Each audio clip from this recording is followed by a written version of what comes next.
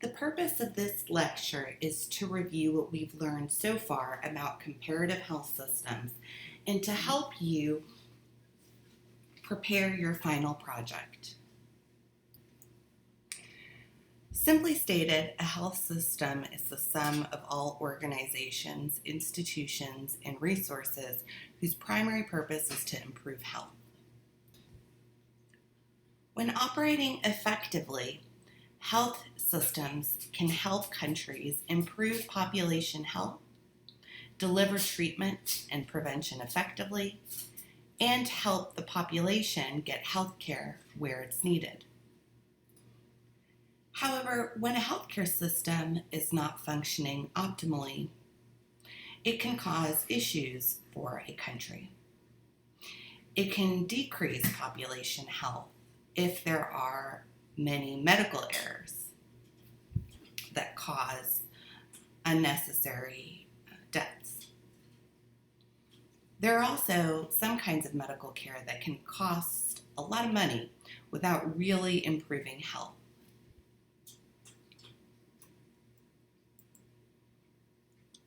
So what do we mean when we say comparative healthcare systems?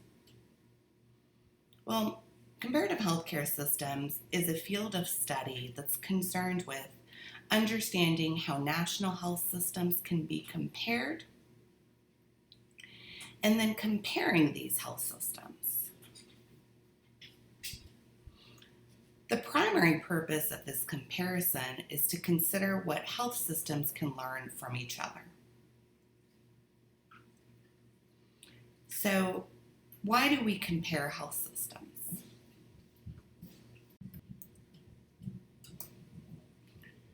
Now that we've talked about why we should compare healthcare systems, let's talk a little bit about some questions that we can ask when we are comparing these healthcare systems. So one of the first questions to ask when comparing health systems is how that healthcare system was formed. The history of how a healthcare system was formed informs us about the types of resources that went into its creation, the stakeholders that may have been involved, and the politics that may have facilitated or made more difficult the adoption and creation of that healthcare system. We would then look at how the healthcare system is organized. To answer this question, we would first look to who delivers the healthcare services. And in doing this, we would pay particular attention to whether healthcare is provided directly by the government or by private practitioners.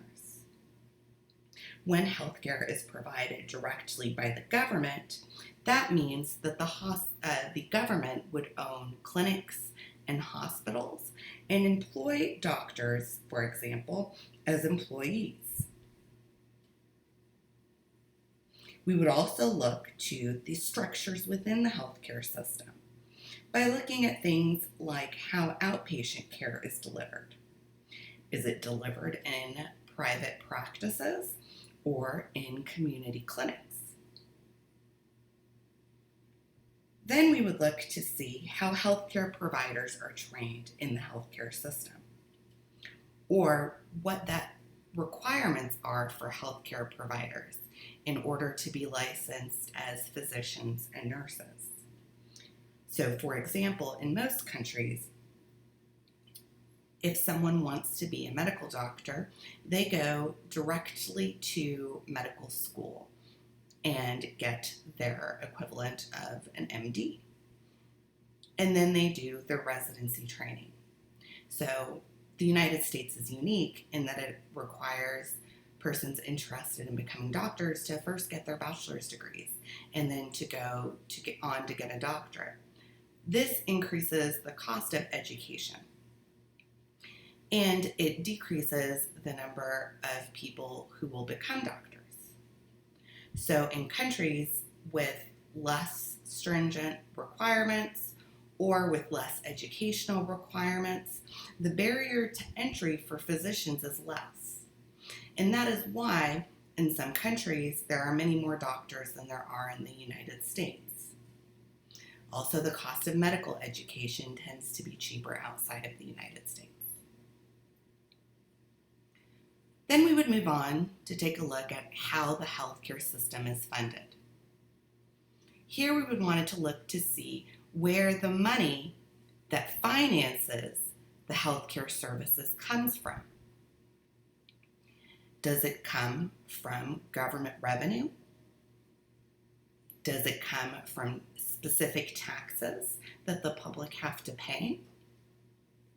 Does the public have to pay healthcare premiums and out-of-pocket expenses?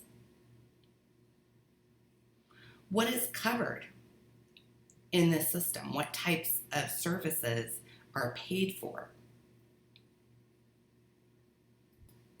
Then we move on to the question of values. By looking at the way the healthcare system is structured, how it's funded, and the types of services that are covered, we can begin to see whether healthcare is considered a right or a luxury. The next question we would ask is, what types of issues does the healthcare system address best? Is it a healthcare system that is known for its medical innovation? Does that healthcare system have excellent outcomes related to population health? We would then look at the types of issues or the types of problems that arise with that particular healthcare system. Is the healthcare system costly? Is there disparities of care between persons of different races? And finally, we would compare healthcare outcomes. We would look at what outcomes are good and which outcomes need some additional attention. So, given those questions, what are the necessary building blocks in creating our own healthcare system? Well, all healthcare systems must incorporate certain building blocks. And these blocks are the foundations of the system. And they help make the system as strong as possible. The first building block of a healthcare system is the service delivery. And the service delivery is how medical and preventative health services are delivered to the people who need them. Service delivery should be structured in a way that is both effective and safe. And additionally, we don't want to waste resources, so it should be efficient. Every healthcare system needs to have a mechanism for healthcare financing. Health financing is how the funds are raised to pay for the healthcare. Ideally, this healthcare financing would be in a way that is fair and equitable to everyone and doesn't impoverish people or require them to declare bankruptcy in order to pay for exorbitant medical bills. Some ways that we have already gone over to finance healthcare include the government financing it, employers financing it, or individuals financing it. Let's talk quickly about government financing. When governments finance a healthcare program, they do so in a couple of different ways. First, they can finance it from the general revenue. The general revenue is the amount of money that the government gets by imposing general taxes on its citizens.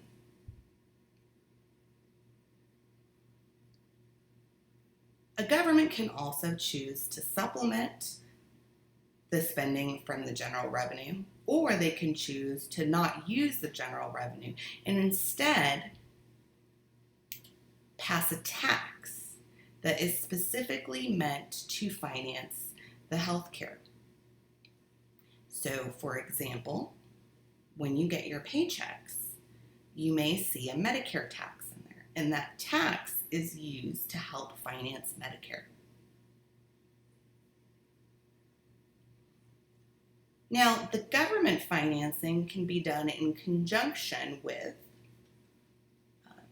employer financing. So, employer financing can be done in a couple of different ways. An employer can self-fund a health insurance plan. That means they pay for the healthcare services directly, and they act as their own health insurance company.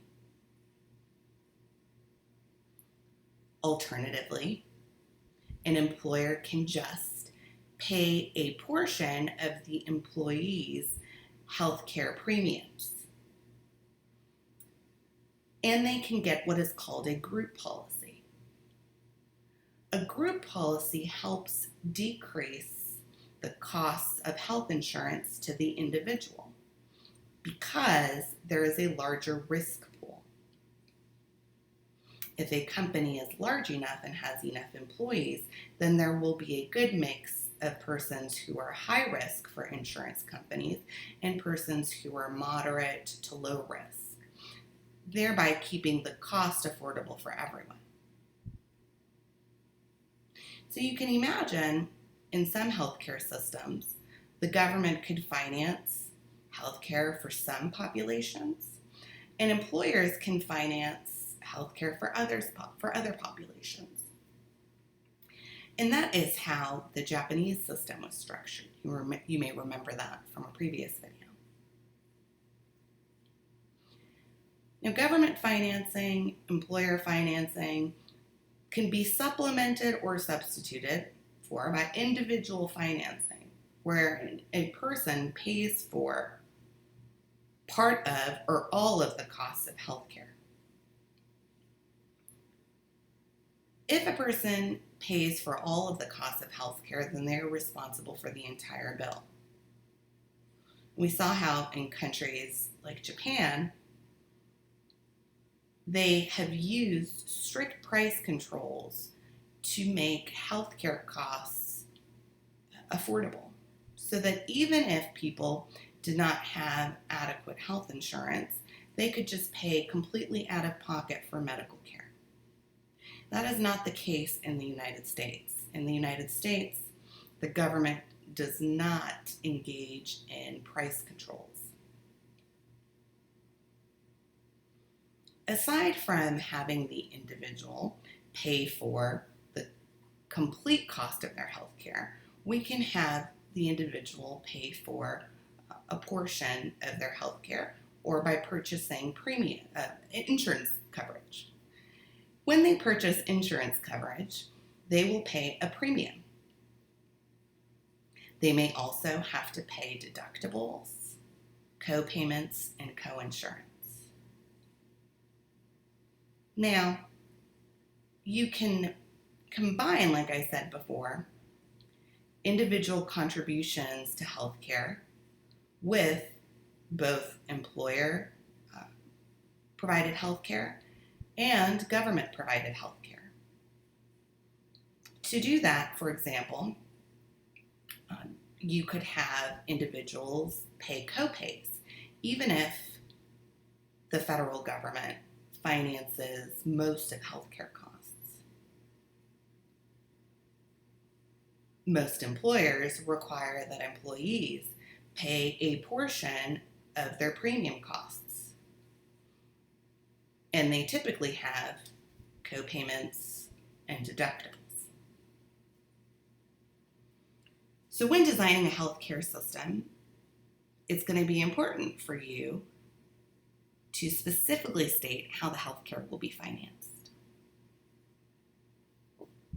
You'll then need to talk about the health workforce. Every healthcare system needs the right combination of healthcare workers. And they need to define the scope of practice of the different types of healthcare workers. So will your healthcare system allow nurse practitioners to prescribe medication in order to help keep costs down? What is going to be the mix of general practitioners versus specialists?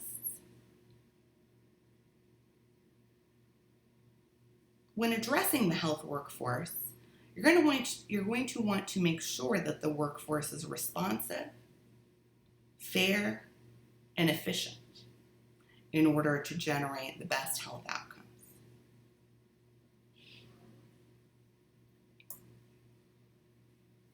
Next, you're going to want to address medical technology. There are countries like Canada that limit the availability of medical technology because studies have shown that in countries like the United States, we overutilize medical technology. You're also going to want to consider who has access to this medical technology. And is the access to these resources equitable?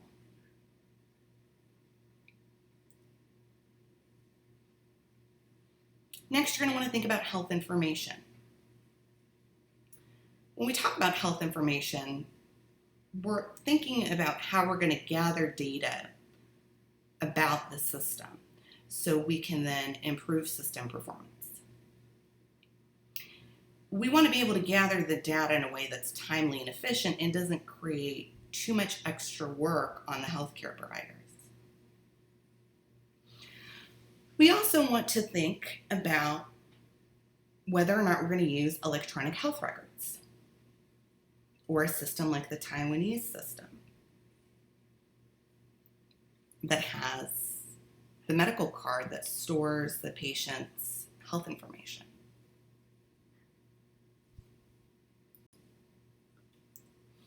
Finally, we're going to want to think about leadership and governance. So when we talk about leadership and governance, what we mean here is who's going to be in charge of the healthcare system? Is it going to be the federal government? Is it going to be the state government? Is it going to be a private system that is overseen by some type of third-party organization? So these are the necessary building blocks of any healthcare system.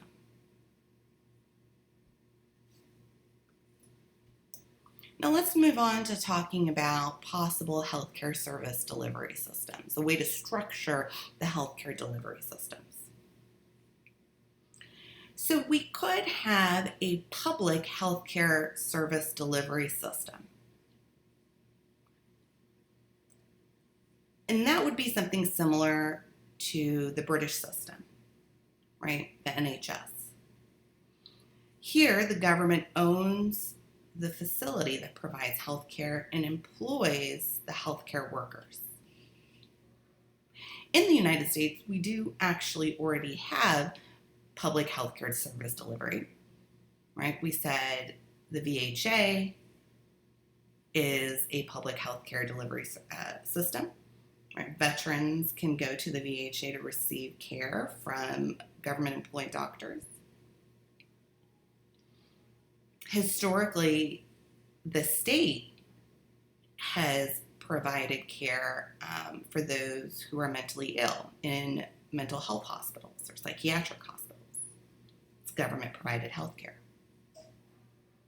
And at the local level in the United States, we have county hospitals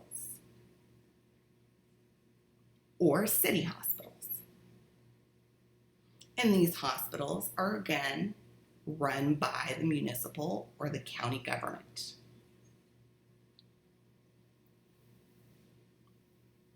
We can also have healthcare delivered by private not-for-profits. What that means is that the entity that delivers healthcare would have to be a nonprofit. In the United States, about half of our hospitals are actually nonprofits. But what the literature shows is that when you have nonprofits competing against for-profits to deliver services and competing for the business of its customers with for-profits, then the private not-for-profit acts like the for-profit corporations. So it's unclear here if there really is significant cost savings by having, for example, all hospitals be not-for-profit.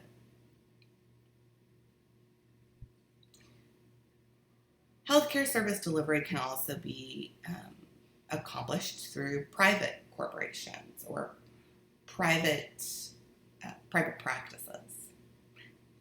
And that is the primary mode of delivery in the United States currently. All right. So moving on now to the second keystone of our system, right? The second building block, the method of financing. I already talked about this a little bit. I'm going to go through it quickly, right? We can finance through general revenue, through the fiscal tax system, which we said is just the federal government or the state government using the general pool of funds that they have from income tax and so forth. The government can institute a compulsory payroll tax like Social Security, where there is a tax that is placed on people's paychecks. And the employer can pay a portion of it, and the employee pays a portion of it. We can use voluntary premiums to private insurers, individual out-of-pocket payments, direct employer contributions, which we said are employers paying a portion of the healthcare costs. I forgot to mention philanthropic funds before. Philanthropic funds are donations by charitable organizations. When you're thinking about how you're going to finance your system, you also are going to want to think about how providers are paid. Structuring provider payments is important because you can use it to incentivize the right type of behaviors. For example, if you have a fee-for-service system, which is the primary method of paying providers in the United States, you are incentivizing services. The more services the provider gives, the more the provider can bill because the provider is paid for service. They are not paid for the quality of care, and if there is no way to bill for that service, then they're not incentivized to provide that service. Providers can be paid by capitation. Capitation means the provider is paid by head, right? Capitation, capitate. So they're paid by head. They're paid a flat fee for each person that they provide care for. Now, if you're being paid per capitation and your patients are healthy and they don't need to come see you and you are collecting monthly payments for their care, then it's a win for the provider. However, the problem with capitation systems is they can disincentivize care for persons that are chronically ill or that require more time. So if you use a capitation system, then you need to figure out a way to compensate providers for time-intensive illnesses to make sure that the quality of care doesn't decrease. Another way that countries have paid providers, healthcare systems have paid providers, is through salaries. The benefit of salaries is that the provider is paid a set fee, and the provider can focus on delivering quality care without having to worry and make sure that each service that they provide is billable. So they can follow up with patients to make sure that the patient is taking their medication as prescribed. They can return phone calls because they're being paid a salary, regardless of the types of services that they do. Now, this is primarily used, we said, by healthcare systems where the government owns a healthcare facility and then provides salaries for the providers. But it's also used in some very efficient and effective healthcare systems in the United States, like at the Mayo Clinic and in the Kaiser healthcare system. We'll learn about these systems a little bit more in another video. Another way to pay providers is to pay for performance. Usually paying for performance is combined with capitation or salaries. That way, physicians or providers and nurses, etc., are paid based on the quality of care as well as getting a base salary.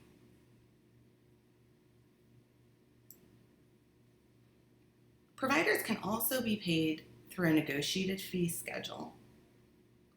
That is primarily how private health insurers in the United States pay physicians or other healthcare providers.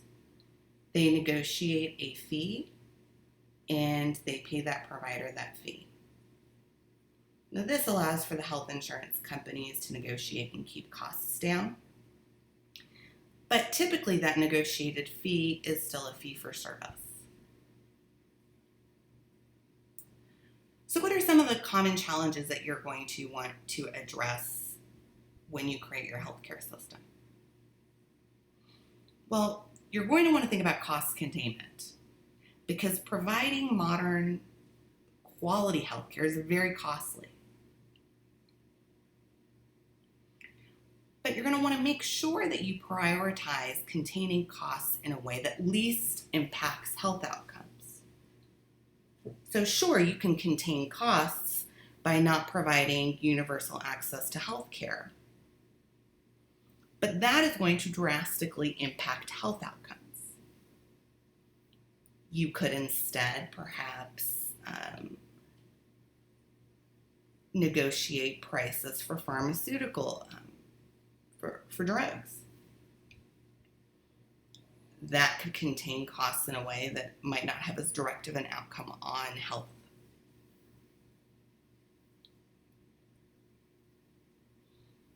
You're going to want to make sure your system addresses access to care. All countries have at least some groups that have relatively poor access to health care. So how is your system going to address that lack of access? You could use some mechanism of redistribution. But redistribution, where you take resources from the wealthiest to help care for the poorest, is often politically difficult. You could perhaps justify it based on a type of social insurance. And perhaps your mechanism of financing is tiered so that those in the highest income brackets that make, in the top 1% are taxed at a greater rate. You're going to want to address the impact of new technologies. Technologies are expensive. Medical technology in particular is very expensive. And it is continuously and rapidly developing. You're going to need to balance the use of this expensive medical technology against older but cheaper types of services that might have the same outcomes. So in some countries, new medical technology has to be approved for efficiency. Does it really deliver better health outcomes? And if it doesn't, then the healthcare system, particularly if it's publicly funded, won't utilize that particular medical technology. Next, you're going to want to make sure that your healthcare system provides quality of care. This is going to require some monitoring and data collection. It's also going to require some serious thought about what quality means and quality to whom. You want to make sure here that you're not being exclusive. You're not defining quality for certain populations and excluding others.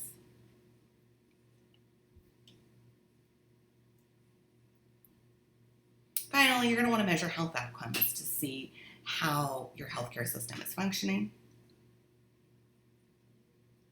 And if you get to the point where additional healthcare is not actually improving health, you may want to think about redirecting some of the money from the healthcare system to improving the social environments that improve health.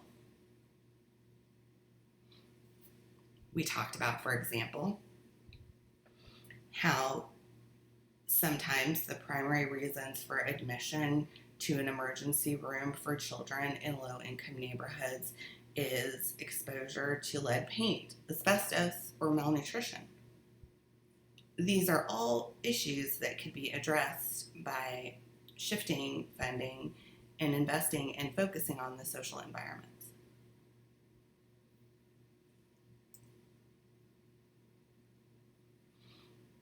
Now here's the cost, quality, access triangle. It's commonly used to assess health systems. The idea is that a great healthcare system delivers quality healthcare, that it's accessible to everybody at an affordable cost. And there's been a lot of literature about, can we really optimize these three equally? Right? Now these elements are assembled in a relationship in the triangle because they depend on each other. If you don't spend money, then you may not be able to increase the access to health care. So this assessment mechanism for health systems acknowledges that there's going to be some level of trade-off.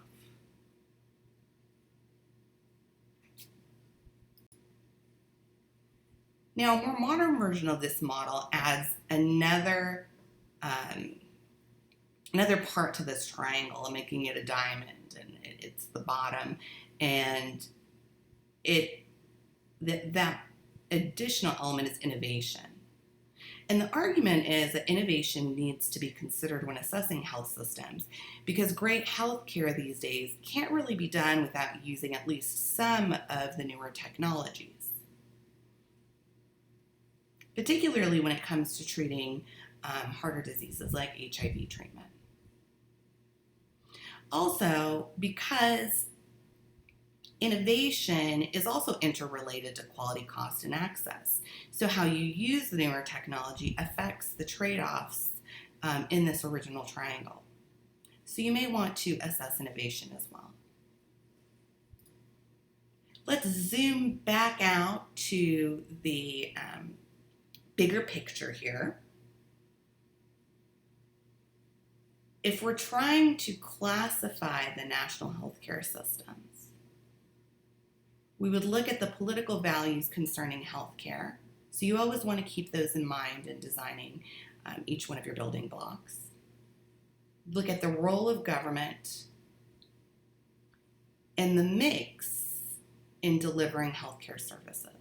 How much of it is private and how much of it is public.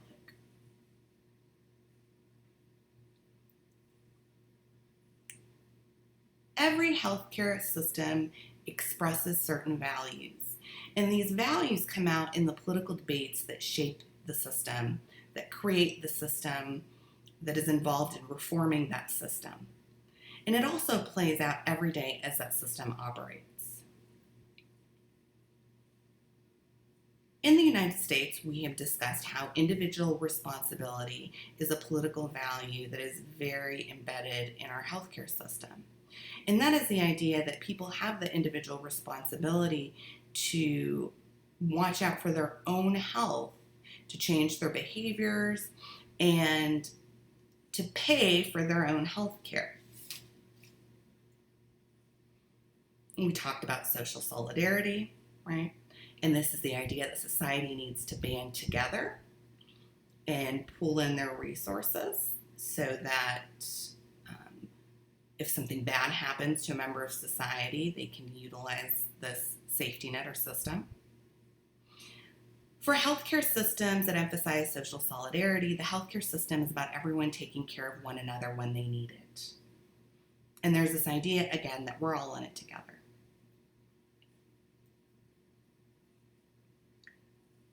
Free choice is another political value, or this idea of freedom.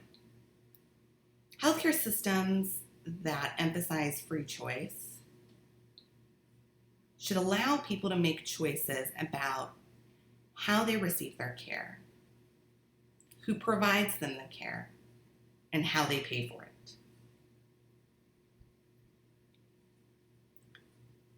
But there may be some element of compulsion that's required.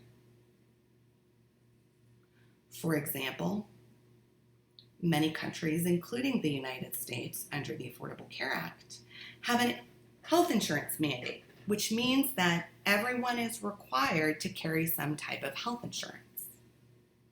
It can be likened to requirements for automobile insurance if you're driving, right? Everybody must carry the insurance.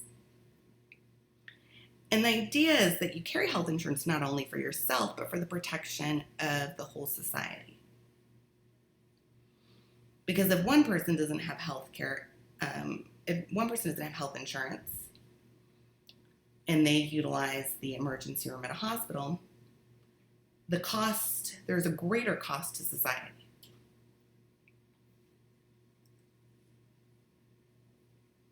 There is the idea of universality, right? Universal health insurance, universal healthcare access.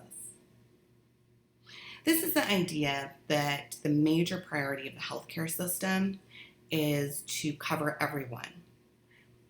It's this idea that, I'm going to skip forward, healthcare is a right, not a commodity that is to be bought and sold on the marketplace. You may want to also think about, or you should think about, equality and equity. What's the difference between the two? Well, equality means that everyone should receive the same benefits from the healthcare system. Whereas equity means that everyone should get what they need to have the same health outcomes, or the potential for the same health outcomes. So in designing your healthcare system, you're going to want to think about these political values. Which of these values is your healthcare system going to empathize, and why? And how is it going to talk to the values of folks that may emphasize free choice over universality? Getting into the weeds a little bit more here. Let's say you decide you want to have a public and private mix of healthcare services. How could you do that? Well, this private-public mix refers to both how healthcare is financed and how it's delivered. So there are several options here. You could have a government-run health service where the government takes care of both financing and delivery. Now, I'm going to pause here to tell you that a mistake that students commonly make. If the government is providing health care, then they are paying for it directly. That means you don't need insurance. You're completely eliminating insurance from the equation. Remember, health insurance is a third-party payer. where you have the provider or the entity delivering health care to the individual and the third party paying for it. Well, if you have a government-run health service like the NHS, you don't need a third-party payer because the government is the provider and the government pays for the health care services. So don't make that mistake. If you don't have government-run health services, or perhaps if you only have government-run health services for a portion of the population, like the elderly, for example, you could couple that with government finance and administered insurance, where the government offers the insurance. Think of Medicare, right? Medicare and Medicaid are examples where the government is the insurer, the government is the third-party payer, and they pay for services that are provided by private providers, by providers that do not work for or are not employed by the government. Now, if you don't want to have government finance and administered insurance, you can just have the government mandating that everyone purchase insurance. Here, the government isn't the insurer, but the government is paying a larger role by requiring everybody to have health insurance. Finally, your system can just have private voluntary health insurance. So when you're thinking about the role of government for your final project, you're going to want to think about how large that role of government will be. This is a continuum of how healthcare systems are organized around the world. And it's looking at a balance of government involvement versus market involvement. Right? So in the United Kingdom, the market is minimized. The market is minimized because the healthcare system is run by the government. There are uniform fee schedules. There are usually global budgets here. There is heavy regulation. The United States is on the other end. It's a market maximizer. Its health system is very market dependent. The healthcare system is run by the economic markets.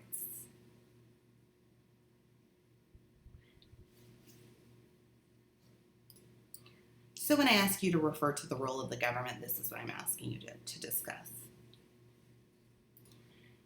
And with that slide, it brings us to our conclusion on our lecture on healthcare systems and designing your own healthcare system.